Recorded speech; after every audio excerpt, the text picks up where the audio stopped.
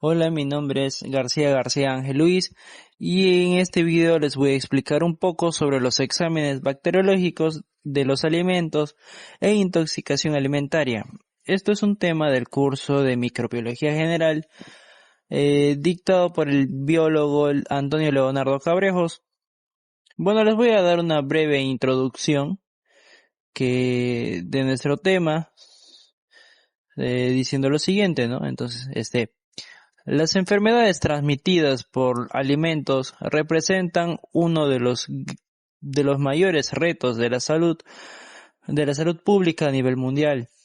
Según la Organización Mundial de la Salud, millones de personas enferman cada año y muchas pierden la vida por conseguir alimentos o agua contaminados, con agentes patógenos y principalmente bacterias, ¿no? Entonces, pero, ¿qué es la intoxicación alimentaria, no? O sea, siempre cuando comemos ya sea cualquier cosa y tal, a veces nos cae mal y no sabemos por qué. Bueno, la intoxicación alimentaria es el conjunto de enfermedades que parecen tras consumir alimentos o agua contaminados, ya sea con microorganismos patógenos o con sus toxinas o sustancias dañinas. Bueno, existen varios, pero les voy a explicar dos, ¿no? Que es la infección alimentaria, que se produce al ingerir alimentos con bacterias vivas que luego se multiplican dentro del cuerpo y causan la enfermedad. Por ejemplo, tenemos la salmonela, la listeria y la Escherichia coli. También tenemos la toxinfección alimentaria, que es cuando se consumen toxinas ya formadas por la bacteria dentro del alimento. No es necesario que la bacteria esté viva para que suceda esto. Tenemos como ejemplo la Staphylococcus aureus y la Clostridium botulinum. Bueno, algunos síntomas comunes, pueden ser las náuseas, vómitos, diarreas que pueden tener sangrado, ¿no? Que son las diarreas crónicas, dolor y cólicos abdominales, fiebre y malestar general. Bueno, aquí les voy a mostrar un cuadro donde tenemos las principales bacterias causantes. Como les decía, acá está la salmonela y su definición vendría a ser que la salmonela es una bacteria que vive en el intestino de los animales y se transmite por manipulación inadecuada. ¿En qué alimentos es más común encontrar la salmonela? Pues en carnes crudas, huevos, lácteos no pasteurizados. ¿Cuáles son sus síntomas de la salmonela? Diarrea, fiebre y dolor abdominal. De la Escherichia coli es una cepa patógena de origen fecal que se encuentra en las heces, ¿no? Produce toxinas dañinas para el organismo, ¿no? Se encuentra en la carne mal cocida y verduras contaminadas también. Los síntomas que puede tener la Escherichia coli es la diarrea con sangre y riesgo de daños renales. Bueno, también tenemos la Staphylococcus aureus, que es una bacteria presente en la piel y garganta humana, de forma toxinas resistentes al calor, perdón. Y en algunos alimentos comunes que se pueden encontrar son en comidas manipuladas a mano, en las cremas como la mayonesa, ketchup y el resto de cremas que se pueden hacer. También en las ensaladas que no estén bien, manipuladas. Sus síntomas son vómitos súbitos, malestar intenso o te pones mal muy rápido. También tenemos la Listeria monocitogenes, que se desarrolla incluso en el frío. Afecta a grupos vulnerables con mayor gravedad, o sea, ancianos y personas mayores, ¿no? O personas, o a las mujeres que están gestando. Bueno, los alimentos más comunes que se pueden encontrar a listeria son en los quesos blandos, en los embutidos y en el pescado ahumado que está mal hecho, ¿no? Entonces sus síntomas son la fiebre y riesgo de complicaciones en mujeres embarazadas. También tenemos la bacteria del Campylobacter, que es un microorganismo muy común en aves. Es una de las causas principales de diarrea aguda. Se encuentra en el pollo poco cocido, en la leche cruda y en el agua contaminada. Dentro de sus síntomas está el dolor abdominal fuerte, diarrea con fiebre, y en el Clostridium botulinum se forman esporas muy resistentes, producen una toxina muy potente que ataca el sistema nervioso. Se encuentra en alimentos como conservas caseras, pescado salado mal procesado. O sea, en esas conservas caseras que tenemos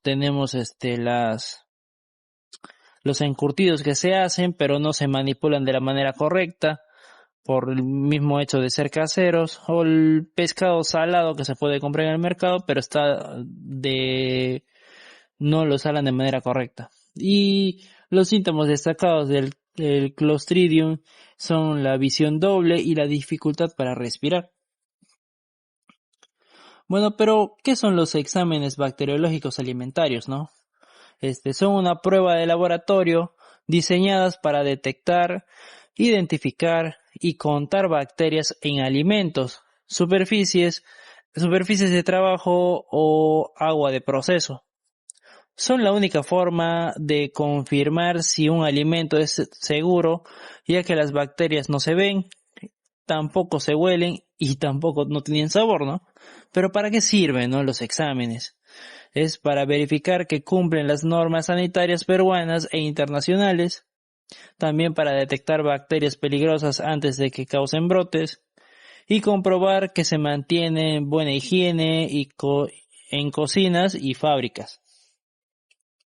Los tipos importantes de exámenes son 4. El primero es exámenes de bacterias indicadoras, que miden microorganismos que señalan la falta de higiene o contaminación fecal. No causan enfermedad directamente, pero avisan si el alimento está en riesgo. Los ejemplos tenemos los coliformes totales, Escherichia coli y enterobacterias. También tenemos exámenes de bacterias patógenas que buscan la forma directa las bacterias que producen enfermedades en las personas. Bueno, son los más importantes para detectar peligros graves, como ejemplos de la salmonela, la Listeria monocytogenes y la Campylobacter, como ya les había dicho en el antiguo cuadro. También tenemos exámenes de calidad microbiológica general. Cuentan la cantidad total de bacterias vivas presentes en la nuestra, ¿no? E indican si el alimento está fresco o si está manipulado y conservado de forma correcta. Los exámenes de detección de toxinas identifican las sustancias dañinas que algunas bacterias producen en el alimento, incluso si la bacteria ya no está viva, como por ejemplo las toxinas del Staphylococcus aureus y la de Clostridium botulinum. Bueno, la recolección y manejo de muestras que se tiene que hacer para que el resultado del examen sea fiable y valioso, se deben cumplir estas reglas. Como punto número 1, tenemos que usar recipientes estériles y evitar tocar la muestra directamente con las manos. Tomar las muestras representativas de todo el lote o un grupo de alimentos. También tenemos que mantener la cadena de frío en 4 grados Celsius o centígrados durante todo el transporte y tampoco tenemos que congelar antes del análisis. También tenemos que registrar todos los datos importantes, tipo de alimento, fecha de recolección, lugar y persona responsable. Es hacer básicamente un rotulado. Bueno, los métodos de análisis tradicionales son los más usados en laboratorios oficiales. ¿Por qué? Porque siembra un medio de cultivo. También se coloca la muestra en sustancias que permiten el crecimiento de las bacterias específicas. También tenemos la identificación morfológica, que es más que todo la observación al microscopio y pruebas bioquímicas para reconocer la especie. También tenemos el recuento de colinas, el recuento de coloninas. Se encuentra cuántas bacterias viables hay en cada gramo o milímetro de un alimento. También tenemos las pruebas de confirmación, que son los estudios adicionales para descartar resultados falsos. Por eso, en un laboratorio se tiene que trabajar con dos o tres muestras para así descartar cuál es si hay algún margen de error, por ejemplo. Bueno, los métodos modernos, ya les había explicado de los métodos tradicionales, ahora les voy a explicar un poco de los métodos modernos y rápidos para esos tipos de exámenes, que nos permiten obtener resultados a pocas horas y en lugar de días, porque hay veces que las muestras demoran hasta una semana, y esos resultados nos van a permitir en algunas horas. Tenemos las pruebas inmunológicas que detectan proteínas de la bacteria. La prueba más conocida es la prueba de ELISA. También tenemos la prueba de biología molecular, que son técnicas como el PCR que amplifican el ADN del patógeno. Y también tenemos los biosensores, que son dispositivos que dan señales inmediatas ante la presencia de bacterias. Bueno, ahora, realmente, ¿qué es los parámetros, ¿no?, que se evalúan? Bueno, además de patógenos, se buscan bacterias indicadoras, como los coliformes totales y Escherichia coli, señalan contaminación fecal. Las enterobacterias indican la falta de higiene en la manipulación que cada país establece por límites permitidos por norma sanitaria. Si se superan, el alimento no es apto para el consumo humano. Bueno, pero ¿cómo se puede prevenir todo eso, no? Entonces, ya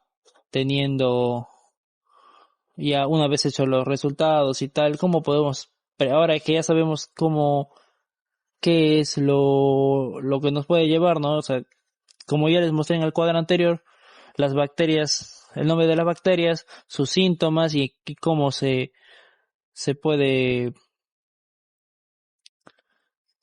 generalizar, por así decirlo. ¿Cómo podemos prevenir todo eso?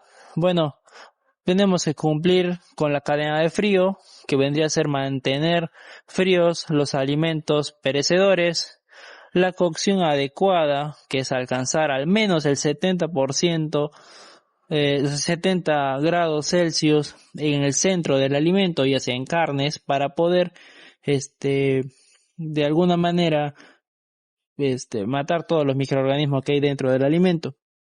También tenemos que separar alimentos. ¿A qué me refiero con eso? No mezclar alimentos crudos con alimentos que ya están cocidos. También es muy importante la higiene al lavarse las manos, desinfectar utensilios y superficies donde se van a preparar los alimentos, ¿no? También los controladores, que es realizar un análisis bacteriológico periódico en los establecimientos, ¿no? Eso es muy importante para saber dónde podemos ir a comer de manera que no nos afecte o no nos haga algún tipo de riesgo ir a comer en cualquier parte, ¿no? Ya sea fuera de casa. Así que, como una conclusión, les tengo que decir que la intoxicación alimentaria es un problema de salud frecuente, pero totalmente es prevenible. Las bacterias peligrosas no se detectan a simple vista. Los exámenes bacteriológicos son la única forma segura de garantizar que un alimento es apto para el consumo. También es fundamental combinar el análisis de laboratorio confiables con buenas prácticas, recolección correcta, higiene, cocción adecuada y respeto a la cocina, a la cadena de frío. Todos tenemos un rol importante desde quien produce y analiza los alimentos hasta quien los manipula y quien los consume. Ahora sí, de dar las gracias por estar aquí en el video y no se olviden de dar like y compartir.